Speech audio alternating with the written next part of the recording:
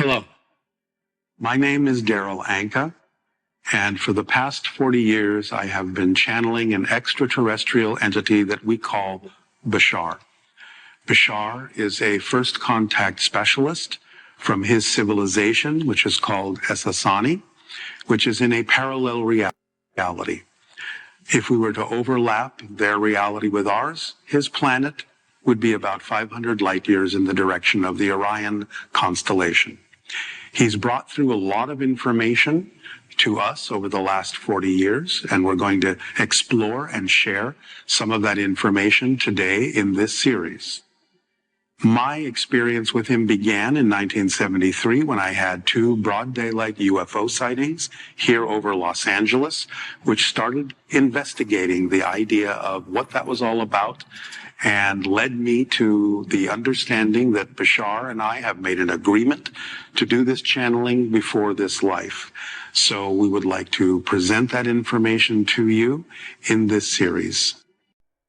There was an early form that you all branched off from, but eventually a hominid form, something similar to what you have labeled Homo erectus, evolved naturally on your planet.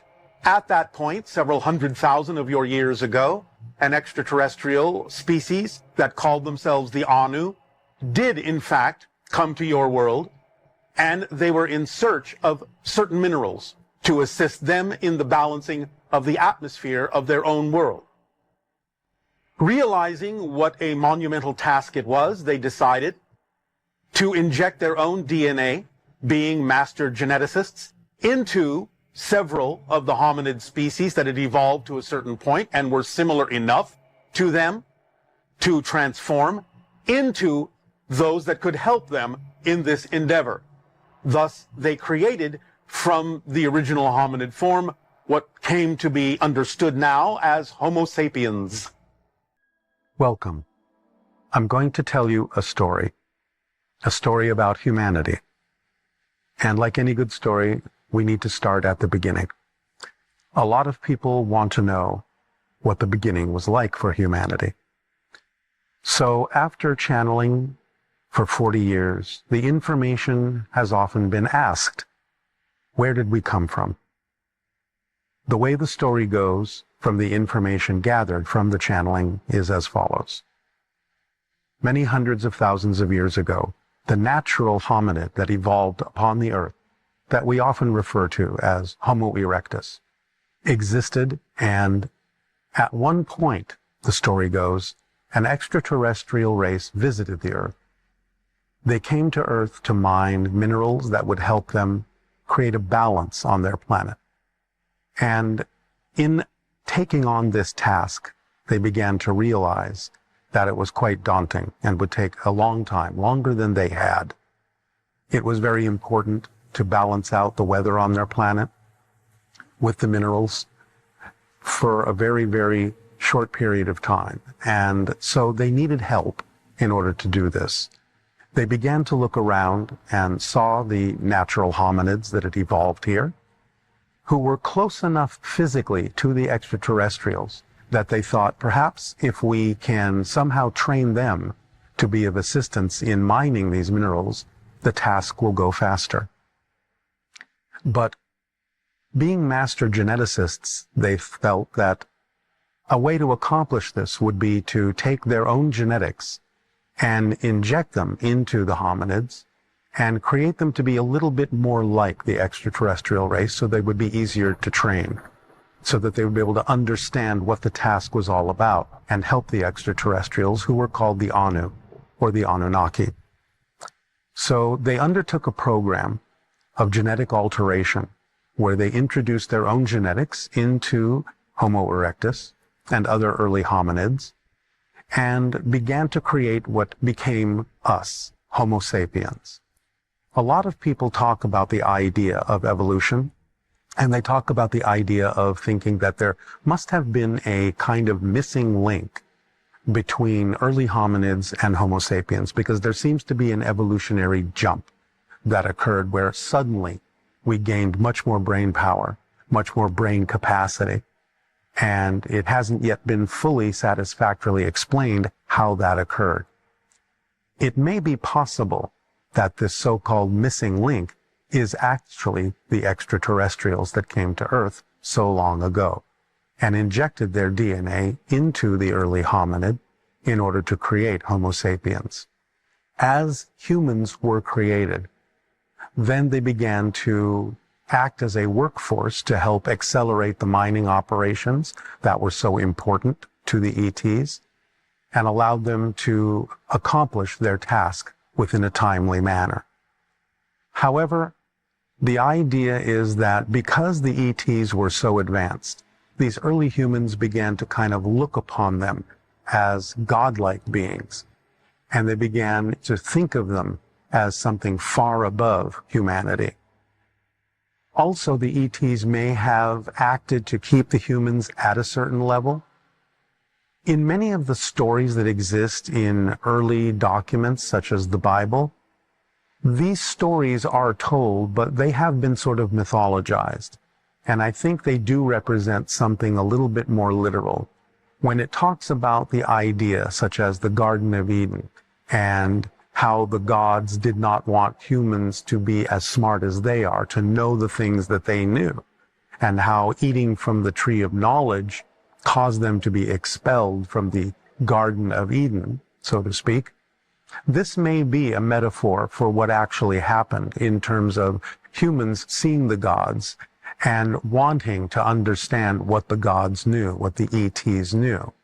But the ETs wanted to prevent that, because then they would be like them, and they would know the things they knew, and they couldn't necessarily use them as labor anymore. They would want independence, as any thinking being probably does. So they curtailed their knowledge, they curtailed their ability perhaps even to learn that knowledge by not necessarily turning on certain markers in our DNA, and by leaving those markers off, preventing us from actually being able to learn too much of what the ETs knew and how they operated, so that we wouldn't become equal to them. So the idea is that eventually the extraterrestrials on the planet that these beings came from may have in fact learned about what these ETs had done in creating Homo sapiens. Now, as far as the story goes, it's possible that they have breached their own laws by doing this.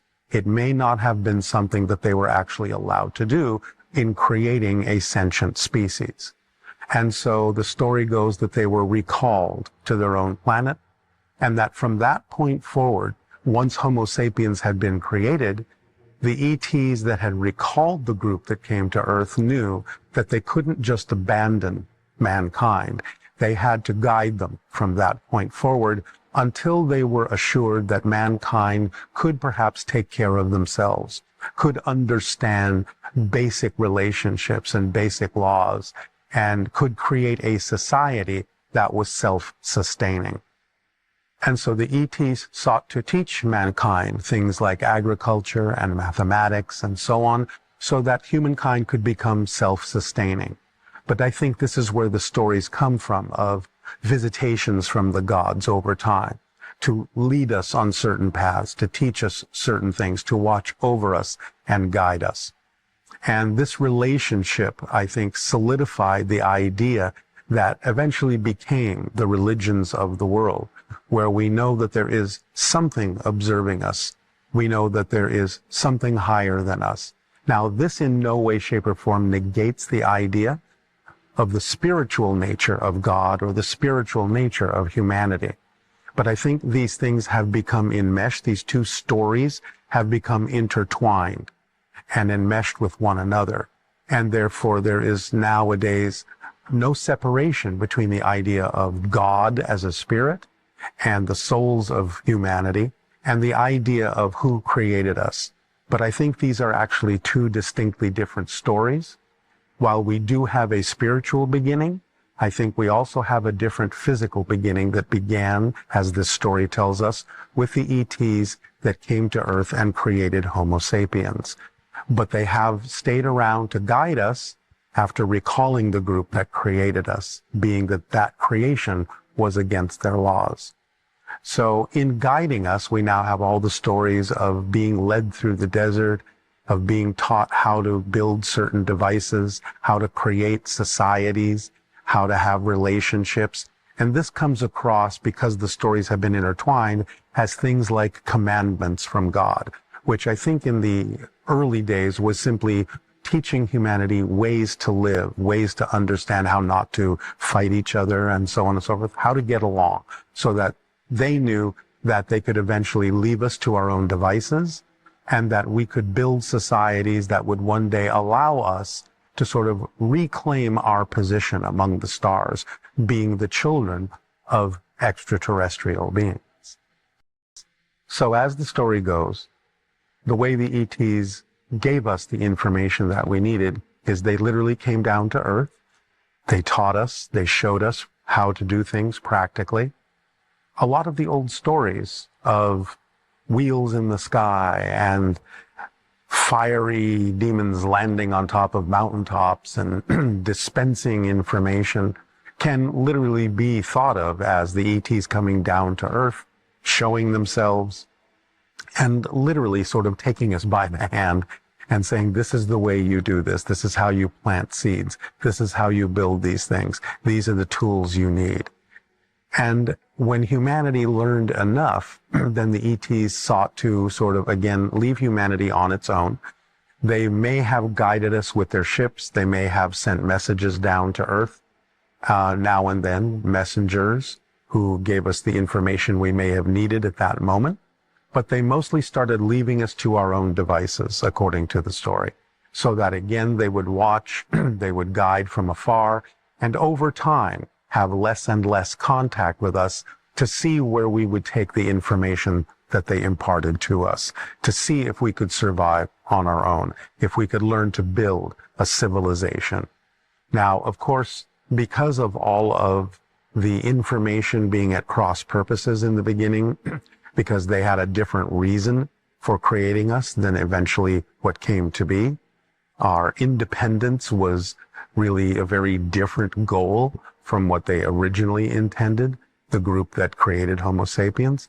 So a lot of this information has gotten mixed up over time and lost over time in the different civilizations that have evolved on Earth, so that we're not really sure now exactly what is an indication of what physically really happened and what is simply a legend, a story, a mythology. And so nowadays we are attempting to look back at history from our new understanding with our education, with our science, with our evolutionary understanding. We're trying to look back and say, what can we separate out from the stories and the mythologies? What actually really happened back then? Because it does appear that some of the stories may have a basis in fact, but has become wrapped up in the mythology, in the legends. And so it's very difficult, very challenging nowadays to understand what really may have physically happened from what may have been embellished over time for a variety of either social or religious or political purposes. Because again, mankind being left on its own has to guess a lot, has to speculate, has to explore and experiment and discover. And some things that we have discovered lead us to believe now that some of these stories may in fact be more literal than we thought. Not all of them necessarily. Some of them still remain clouded in myth. But we are digging down, we are discovering new things, and the more we seem to dig up, the more history seems to validate some of these stories as being things that actually did happen. Maybe not exactly in the way we think, but they do seem to have a basis in fact. And we are now at this day and age learning to slowly extract the truth from the myths so that we can learn more about where we truly came from, what is our actual history, and how much did ETs really play a part in creating our civilization, in creating Homo sapiens. Because if that is really true, and we are the offshoot of this genetic breeding program, then our ancestors are both the natural hominid that evolved upon the earth and also the ETs that came to this planet and gave us their DNA. and created what essentially are hybrid beings. Homo sapiens, in a sense, may already be a hybridized civilization. This also leads to the idea that we may contain a lot more abilities than we think. People that exhibit certain kinds of gifts, psychic functioning, precognition, telepathy, so on and so forth, may in fact be exhibiting the result of this extraterrestrial genetic infusion into us so long ago. So there may be things and abilities that we have that we can, shall we say, take from what we were given from the ET genetics. And now that we are investigating and expanding our own consciousness, now that more and more people are exploring the idea of what consciousness is, what genetics and DNA really are all about, we have found that there may be certain aspects of our consciousness and certain aspects of our DNA that have been a mystery to us that we are now beginning to learn may have been the result of this extraterrestrial breeding program. There's a lot of things in our DNA that scientists have been referring to as junk DNA because they're not exactly sure what it does, why it's there. That may be the remnant of the genetic markers from the extraterrestrials. As we discover more about our DNA, it seems that a lot more markers that were dormant are turning on as we expand our consciousness, as we discover more abilities, more awareness, as we explore farther and farther out into space and into the realm of consciousness. And we may be, in a sense, recapturing our ET heritage. We may suddenly have more of the abilities that the ETs were said to have, that the gods were said to have. So they could do all of these marvelous things that early humans marveled at, but we may find that those skills, those abilities are inherent within us as well as the result of the infusion of the extraterrestrial genetics that created us to be the Homo sapiens, the human race that we are today.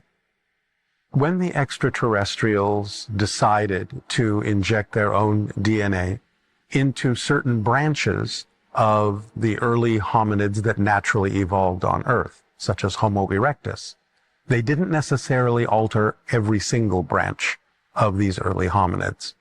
According to the information that's come from Bashar through the channelings, those branches of Homo erectus and other early hominids that were not included in the early genetic experiments from the extraterrestrials continue to evolve naturally on the Earth and eventually became what we now refer to as Sasquatch.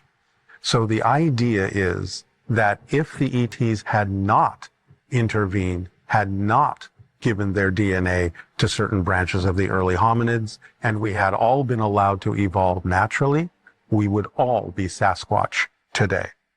Now, the Sasquatch have evolved apparently to have certain abilities as well. They are very difficult to find, and according to the channeled information, it is because they can do something that's called slipwalking, which means they naturally evolve the ability to sort of shift in and out of our dimension of reality. They can hide themselves this way. They can avoid Homo sapiens in this way when they need to. And one of the reasons they may be avoiding Homo sapiens is because they recognize that we are the offshoots of the extraterrestrials that came here and changed their early ancestors in order to create this workforce to help them with this mining project that they had. And so they may have felt that we became a little bit too alien for the naturally evolved hominid as they continue to evolve along a more natural path and became Sasquatch, which is the naturally evolved hominid of the Earth. So the idea of going back even farther about where we came from involves a concept that scientists have called panspermia. Panspermia is the idea that certain kinds of biological elements, elements of DNA, can travel through space on comets and meteors.